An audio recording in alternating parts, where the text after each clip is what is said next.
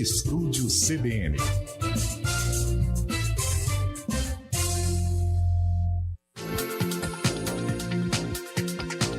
Seu direito.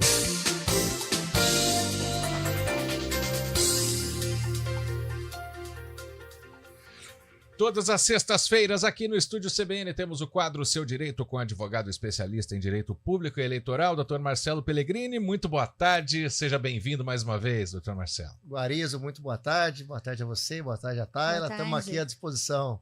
Tayla pela primeira vez participando com a gente aqui, mas agora participante fixa, viu, Dr. Marcelo? Que legal. E é Direito Público e Eleitoral, mas você está voltando de um evento internacional sobre inteligência artificial.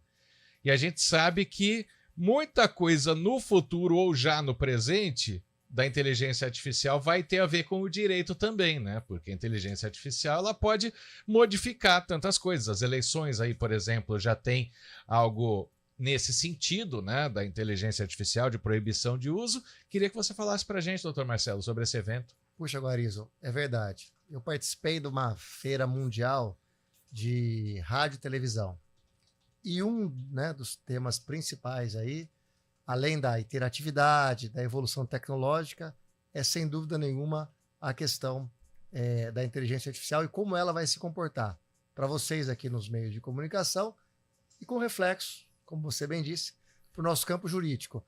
Aliás, para essas eleições, o TSE tem até uma regulamentação, no sentido de tentar evitar o uso da inteligência artificial para se praticar mais fake news.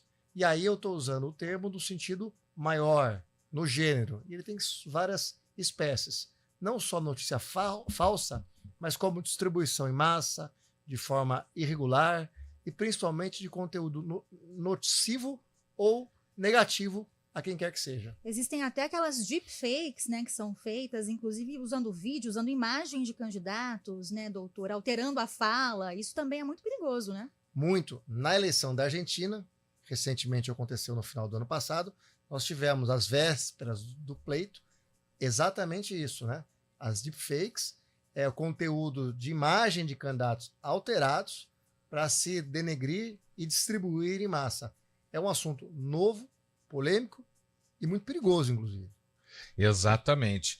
Doutor Marcelo, e o que mais chamou a atenção ali? Chega a ser assustador o que foi falado sobre inteligência artificial nas mídias, né? Sim, eu vi, inclusive, um robô fazendo reportagens, produzindo conteúdo, que é uma coisa aqui do dia a dia de vocês. E eu acho que a grande discussão lá, de forma macro, obviamente, entre a imprensa e a inteligência artificial é tentar equilibrar. Como se defender a liberdade restrita, né, de expressão, que para nós também é um preceito fundamental, distribuir conteúdo, distribuir informação, que também é um preceito fundamental, mas de matérias verdadeiras, verídicas. Aí fugir, ou melhor, usar restrições legais somente para essa limitação. Então, não se limita, como que eu entendi lá, que os meios de comunicação, tanto nacionais que estavam lá, quanto internacionais, eles tentam equilibrar hoje o que é a imprensa livre, né, do que pode ser limitado quando você utilizar alguma coisa de forma nociva.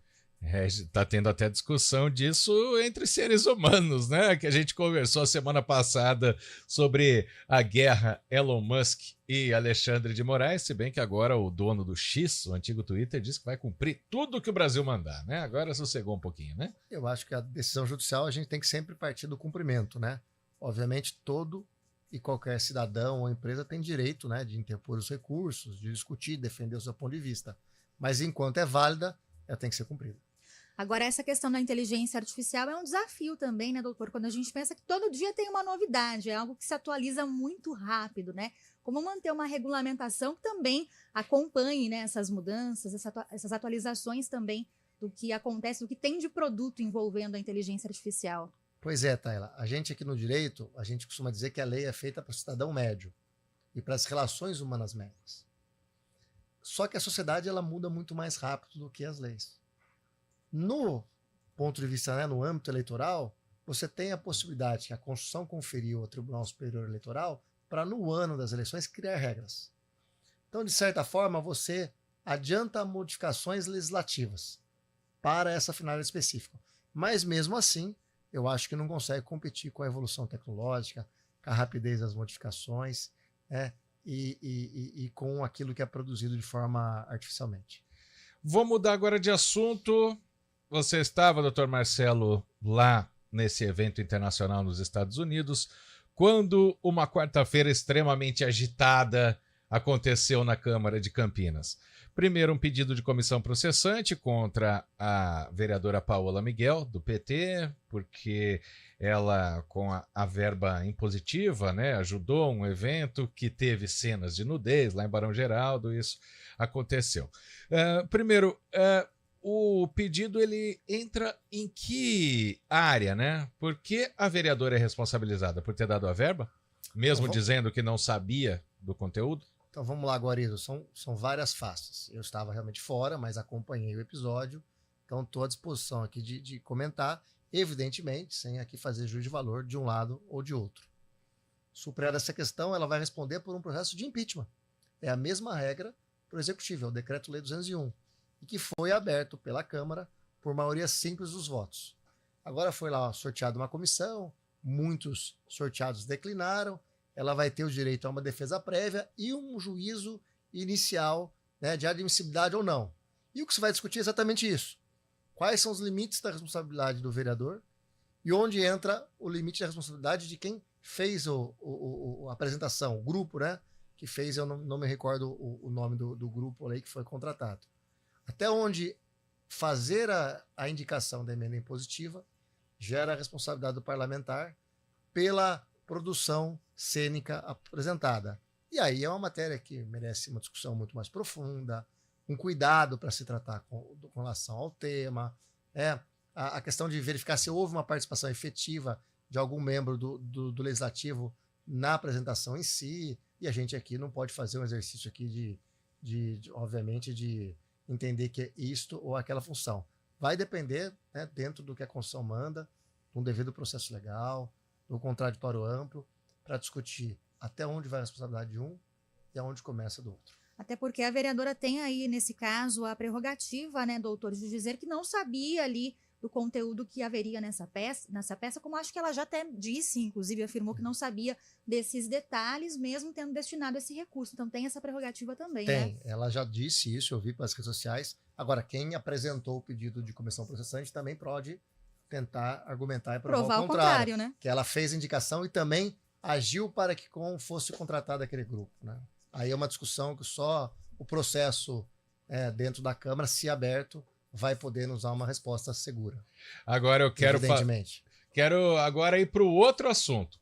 Porque a Câmara, em frente à Câmara lotada de servidores protestando, né, contra a mudança nas horas extras da rede Mário Gatti, acabou aprovado, mas aí tinha um monte de projeto na pauta depois, doutor Marcelo. Só que esse monte de projeto não aconteceu porque um monte de vereador correu, foi embora. Só ficaram 14 lá e não deu quórum para votação. Não imagino um médico abandonando uma cirurgia no meio por medo de não dar certo. Não imagino um advogado indo embora no meio de um julgamento. Não imagino um vendedor de loja indo embora porque não sabe dar o preço do produto para o cliente. Para o vereador não acontece nada, fica elas por elas. Então, Guarizo, você deu alguns exemplos aí, né? Eu realmente nunca abandonaria uma audiência ou um julgamento sem quem estiver julgando disser que está encerrado. Mas o Legislativo tem essa prerrogativa. A Constituição dá essa prerrogativa. Tem até uma doutrina muito forte no direito que diz que o Legislativo, ele, às vezes, tem 3 respostas para tudo que a ele é submetido. Sim, quando ele aprova. Não, quando rejeita. Ou ainda não. Ainda não é o momento da gente discutir. E isso vale para as pautas nacionais. Algumas pautas o Congresso joga para frente. E vale também para discussões de projetos aqui. O esvaziamento não é por si só um ilícito, né? As obstruções, a falta de quórum, o não querer votar um projeto naquela data, faz parte da nossa democracia, faz parte do amadurecimento. Bom, mas aí fica valendo a presença deles porque votaram lá atrás. Sim, a sessão me parece que ela caiu ao final, né? Depois de iniciada, ela tem lá o início, depois ela tem um pequeno intervalo, aí tem a deliberativa, que também tem o quórum específico, e assim vai as regras regimentais. Pois é, então, para a lei, eles não fizeram nada de errado mesmo. De per si, não. A não ser que haja alguma prova de alguma motivação, digamos assim, fora da normalidade, heterodoxa. Né? Ou se houvesse um projeto ali em regime de urgência, por exemplo, aí talvez fosse outra história, né, doutor? Mas um regime de urgência também seja pedido pelo Executivo, seja pedido pelo Legislativo, os dois podem pedir, cada um com a sua formalização. E não ser votado, por si só, não é nenhum tipo de irregularidade do ponto de vista da legalidade. É assim, a gente... Aí a discussão do não é ilegal, mas é imoral, e cada um, né? Eu tava doido para dizer essa frase, né? é isso. É isso. No direito, a gente estuda muito essa questão, principalmente na pós-graduação, né? Até onde o direito e a moral, né? Como se fossem dois grupos. Eles estão contidos, eles se misturam, e até onde é só ilegal e não moral, ou é moral, né, e não ilegal. É uma discussão bem, digamos assim, densa. Quanto ao assunto quente nessa volta de viagem, hein, doutor Marcelo Pellegrini? Muito, a cidade não para, né? O dia a dia pulsa e a gente está aqui para tentar traduzir no dia a dia do nosso ouvinte as questões legais da nossa área do direito aqui. Na próxima sexta-feira tem mais um Seu Direito com Marcelo Pellegrini, advogado especialista em direito público e eleitoral. Obrigado pela presença com a gente, doutor Marcelo. Eu que agradeço, um bom final de semana a você e a Thay. Muito obrigada, até mais. 3h26.